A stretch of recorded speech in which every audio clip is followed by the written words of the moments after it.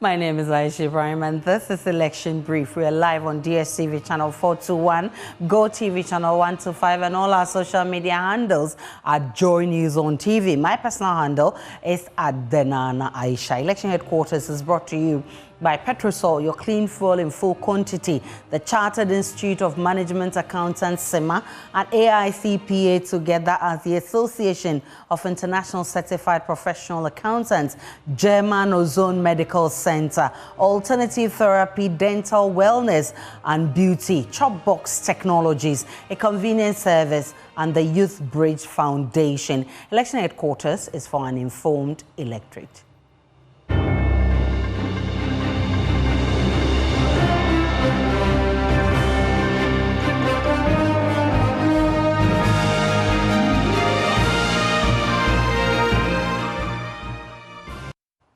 Speaker of Parliament Alban Bagbin has raised concerns about the conduct of processes leading to the 2024 elections so far by the Electoral Commission. The Speaker is worried that voter transfer exercise has been conducted without transparency despite protests following unaddressed grievances by some stakeholders. Mr. Bagbin believes the signs of agitations are clear, and if the situation is not addressed before the conduct of the 2024 elections can trigger chaos. He made these observations in Parliament Monday when the House resumed sitting from recess. We will include the President, the Council of State, the National Security Council, flag bearers, and national executives of various political parties. The security service, particularly the police, and I emphasize, particularly the police. We don't want to see military during election. When there is a need to call them, they will be called. But they should not be at polling or voting centers. Honorable members, the clergy and notable civil society leaders will be actively involved. The signs and signals of happenings in the country are not that of assurance and hope.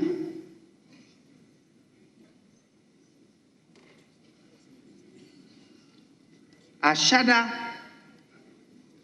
when I'm told that people going to write their names carry knives, guns, just to go and write names.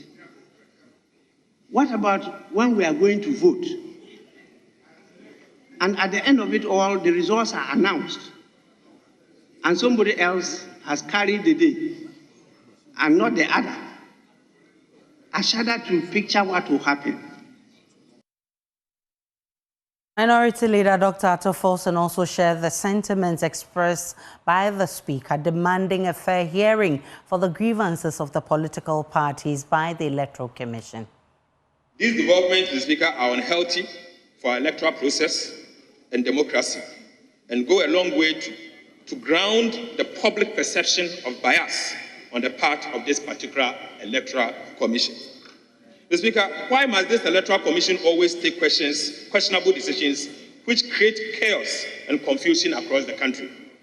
Why must this Electoral Commission always threaten the peace and stability of our dear democracy? Mr. Speaker, I may ask again, why must it take massive pushback from the public and backlash from the Electoral Commission to always do what is right for the people of Ghana? Mr. Speaker, whilst we acknowledge the Electoral Commission is an independent body, it must be pointed out in no uncertain terms to the Electoral Commission that it does not have the independence to make dangerous, ridiculous, and outrageous decisions that can affect the peace and stability of our country and its democracy. It is therefore imperative for Parliament to call the Electoral Commission to order and to save the democracy that we have always protected. Mr. Speaker, the NDC Minority Caucus want to use this forum to demand an urgent committee of the whole meeting with the Electoral Commission and to iron out these concerns before, Mr. Speaker, it is too late. Joining me for a conversation on this is Sheikh Arimaya Sharibu, who is spokesperson for the National Chief Imam and member of the Peace Council. Also joining me for this is Head of Political Science at the University of Ghana, Professor Ali Duseido, plus security analyst, Colonel retired Festus Abuaje, who would also be joining us for this conversation. Let me begin with you, Professor Ali Duseido, on the call from the Speaker and the Minority Leader for the EC to give aggrieved parties a listening ear. Good afternoon to your viewers. I think the whole concept of democracy and democratic development and consolidation is built on the cardinal principles of accountability, transparency, and responsiveness. So democracies that have developed so much have done that by painfully being accountable to the people who have elected them to the position, for the people who have reposed confidence in them to be able to do the kind of work that they are doing. But the element of accountability is deepened when state institutions are more transparent in performing their constitutional responsibility to the satisfaction of all parties and stakeholders that are involved. We know that the Electoral Commission is one of the most important bodies when it comes to the management of election, conduct and management of elections in this country. And at the global level, almost all democracies, even developed democracies, are facing backslide in their progress and forward march. And most of these are largely associated, especially in developing countries, to the concept of what? Election integrity. So there's a clear distinction between electoral democracy and electoral authoritarianism. In electoral democracy, the systems work for the people. They allow people's grievances and challenges to be addressed in a holistic manner. They are very transparent in the way they do things, and they are responsive to the demands and the needs, legal and constitutional demands and the needs of the people. So if all these things are not factored into our electoral politics and dispensation, we'll be sliding away a little bit from electoral democracy to electoral authoritarianism, especially where the EC thinks that, or the election management body thinks that we are independent constitutionally and we are insulated from what? Responding to the needs of the people.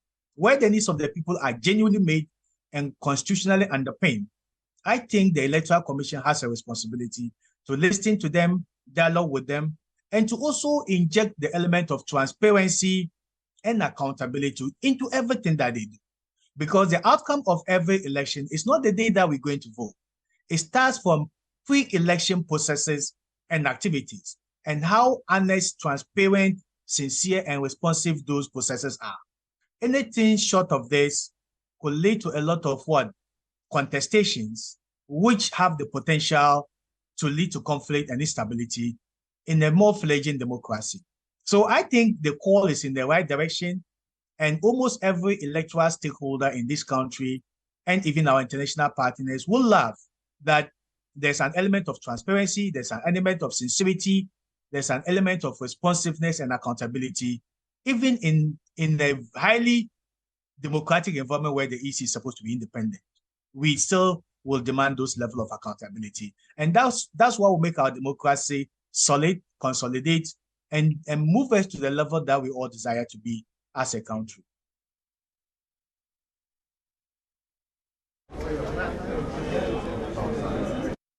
Before the 2024 elections, it will spark chaos. Those are the words of the Speaker of Parliament. What are the security implications if these grievances are not addressed?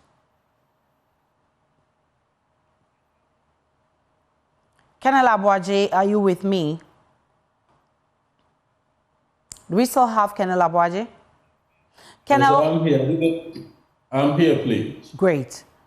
Sorry, I didn't hear the beginning of your... Right, so I just repeated the words of the Speaker of Parliament, who says the signs of agitations are clear, and if the situation is not addressed before the conduct of the 2024 elections, can trigger chaos. And I'm asking, what are the security implications if these grievances are not addressed? I think the security implications are very obvious, or should be obvious to all of us. We go by the couple of incidents that we've already witnessed.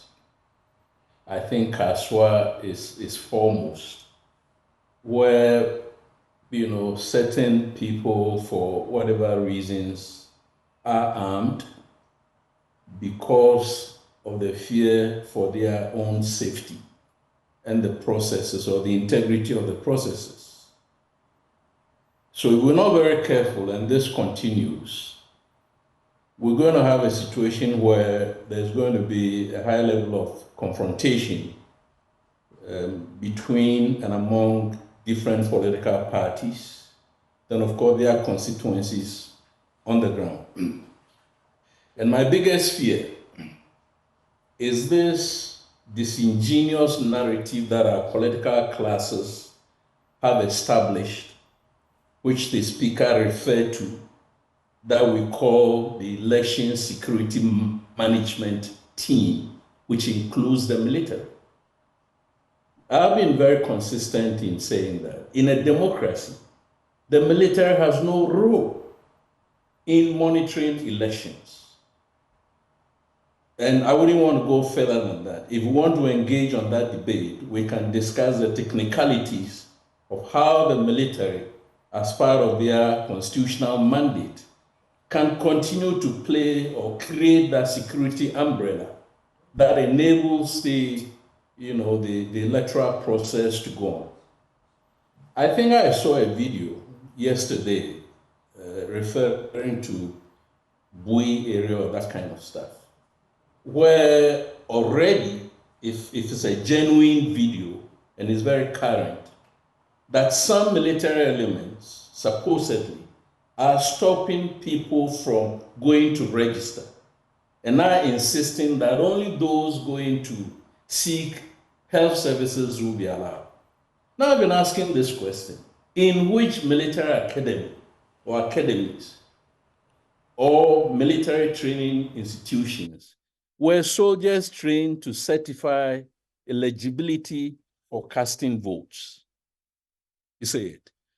What is happening now is that the constitutionally mandated authority to politically control and direct the armed forces is missing.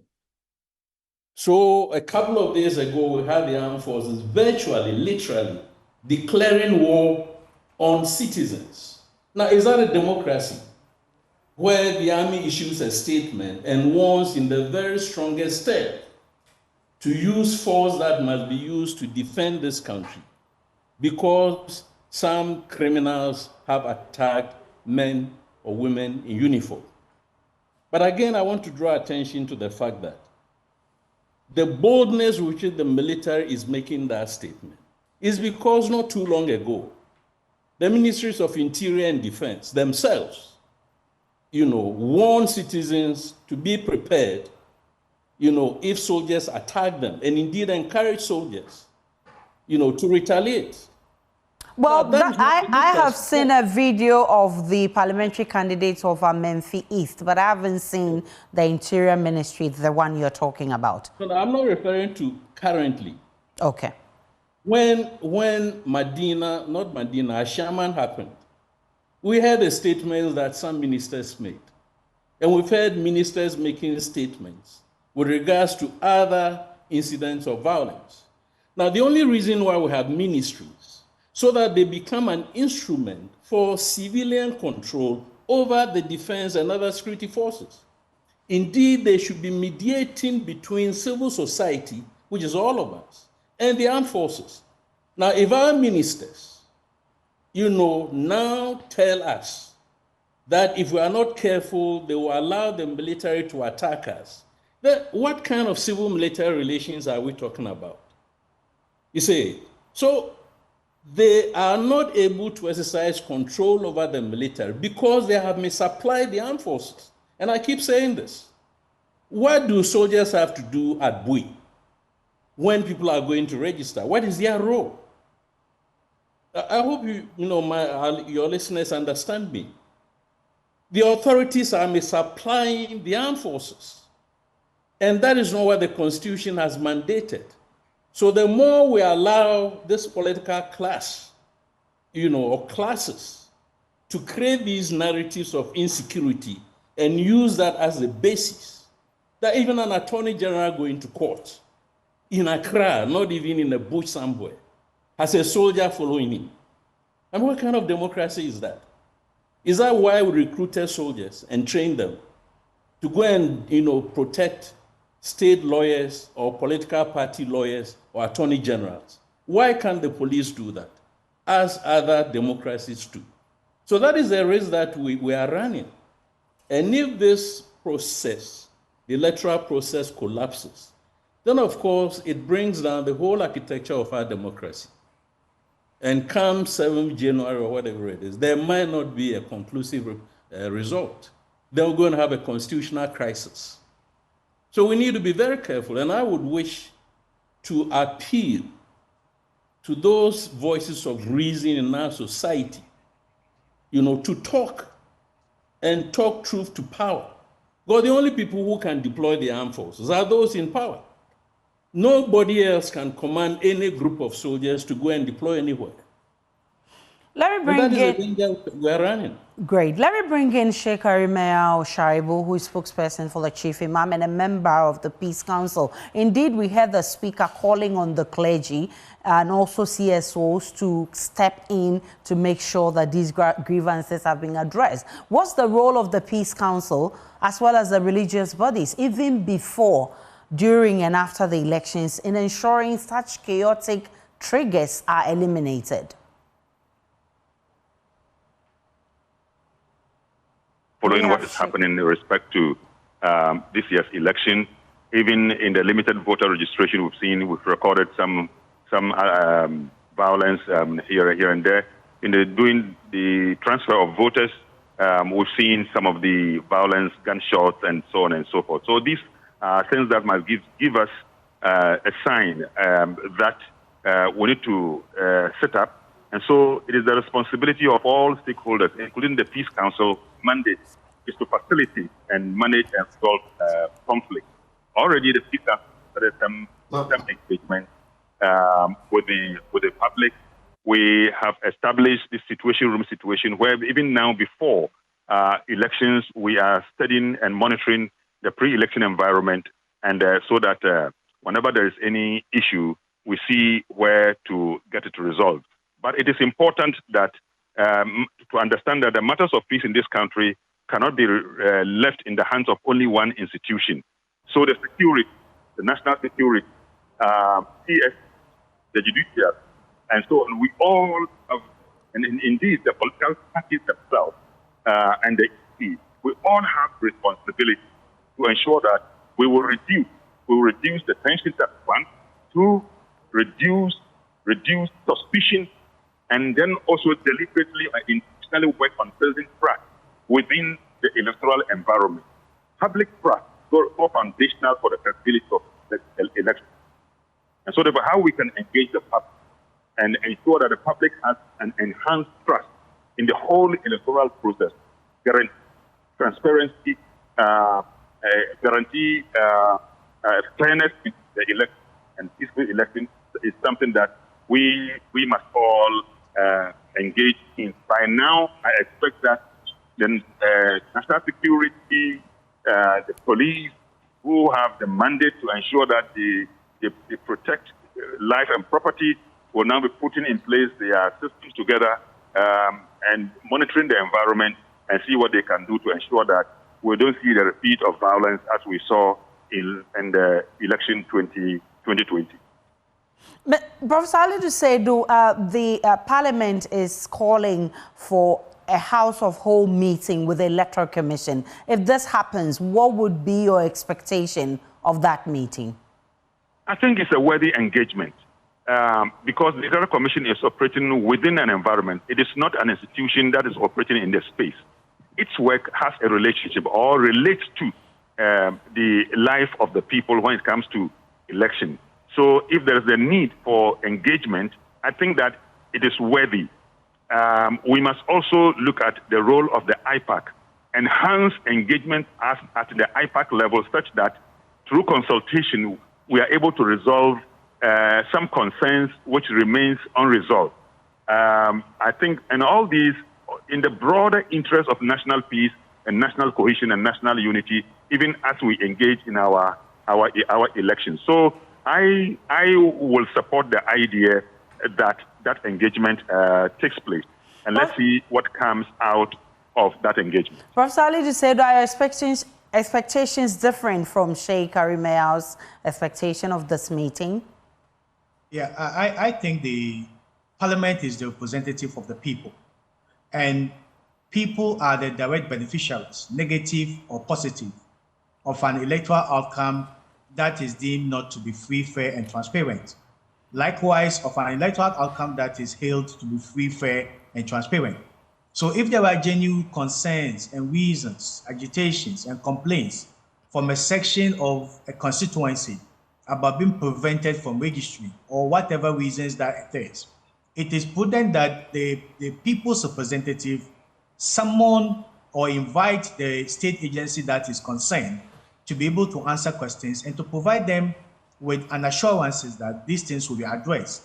And it is very significant that all the 275 MPs will be meeting. So we are looking at Parliament of the Committee of the Whole. It's almost all the members of Parliament meeting to demand answers and an elaborate and clear plan moving forward. And I think one of the things this serves is the fact that they are not only going to ask for answers and the way forward, but it also suggests that even though the Electoral Commission is created as an autonomous institution, it is still not beyond the control of the people of Ghana. The Constitution still places them under the control of the people of Ghana, and Parliament have the power to summon them, to provide explanations, to clarify issues, and to seek the way forward. So maybe if the EMB or the EC thought that they were doing these things because nobody can control them, the Constitution makes them autonomous, then it is a wake-up call that you are still financed by the taxpayers' money, and the taxpayers' representative can call you to order when you think when they think you are not doing the right thing. But it's also good because when you are looking at the role of Parliament, it's not just about making laws, but it's also about creating an atmosphere of conducive livelihood and living for citizenry and for the citizenry that they represent. And they think that they are also direct beneficiaries of the electoral process. So where the electoral processes is fraught with maybe ambiguities or challenges, it could affect their ability to return to Parliament. But also, if it leads to an outcome that generates instability, it is going to affect the general welfare and the well-being of the people. I'm grateful for your time, Professor Ali said that's all time will allow us. Grateful for those points made, and I'm grateful for your time, Festus retired Colonel Abuaje and Sheikh Arimeau Shaibu. Let's now go live to Kumasi, where Dr. Baumia has been wrapping up his tour of the region. He met the overlord of the Asante Kingdom, the Asante Otumfuo said too a while ago. We'll be bringing you that sound shortly, but let's touch base with Nana Boachi Yadom, who's been following the team. Nana Boachi, what's the latest from that tour? Aisha, as I speak to you, the Vice President and the flag bearer of the New Patriotic Party, Dr. Mahmoud Baumia, is having an engagement with the Ashanti business community here at the Mishayesu constituency. Earlier on, he had an engagement with the Asante Otumfuo Seitutu II. This is going to form part of his 3-day tour in the Ashanti region. He's wrapping up today at the Mishayesu constituency after his engagement with the business community in the Ashanti region. The Vice President will be meeting the Queen Mothers of traders at the Kumasi KJTR market, and also he will be having some special closed-door engagement with regional executives and members of parliament in the Ashanti region for some special fundraising. I must say that the tour, which started on Monday, has been successful. The very first day which the Vice President started the tour in the region, he had an engagement with the Ashanti Regional House of Chiefs where he made some promises, including his promise to give chiefs, divisional chiefs, paramount chiefs, living allowances and his initiative or policies in curbing illegal mining activities, something that really did come up during his engagement with the Ashanti Regional House of Chiefs. On the second day, he met the traders at the Kumasi KJTR market, where they also raised concerns about their the second phase of the KJTR market project, which was started by the incumbent president. Well, one thing that we cannot forget is the issue that came up during his engagement with professional bodies in the Ashanti region.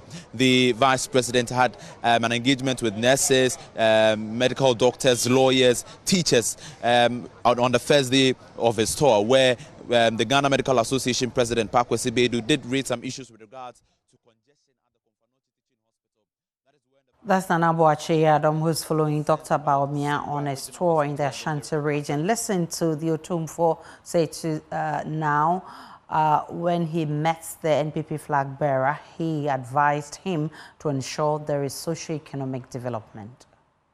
Yeah, Minya, and I do damn woman. My beard drew baby necessary, ABC Amias are to Abba. Sabi Abaya, and I Adampa, Adamo, Sabi Omayi, Sabi Mokuman, Kakla, come on. They say a brother of the soup, they said they weren't possible. You who ain't to a house about an abedi chino, and no Nedru Sunday. Well, we are. Tell your father was dead. And now the damn Paku to who or whom, no foul, tell everybody, and then every swap for this man. Dr. Baumia on his part pledged to improve the railway sector and also drive private sector growth. Listen. The Edama Kumano Supani, your railway system, wa Ghana. Ushe Maimbia rail a very important piece of infrastructure. Mine na a bit tumpono railway very important. But Ushe Ghana ha ye mineral deposits bebree. At the whole gold wo bauxite wo iron ore wo lithium wo bebree. But ye be exploiting our mineral resources no really ne untimi mfa trucks and fasa minerals all the time. And inti many countries etimia ye rail no. Nyame adom na me so betena ho a akonia kese no so a me so mefa kwan.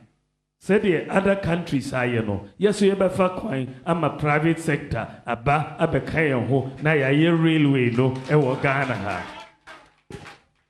Eno na ebe boayen minim say ye Boankra port ye akoso but real ni hwa the benefit no emba so mbayen enti railway development ebe one of the key policies are me pese mediba the tosumi no me pese yen sesa ye power generation system no wa Ghana ene etuasika e de cra oil ene gas na e generative power ne boa kosoro na electricity bill so akosoro. And that's your election brief. It's on your election headquarters. You can log on to myjohnline.com for more of the news and updates of all the developing stories. Do enjoy the rest of our programs.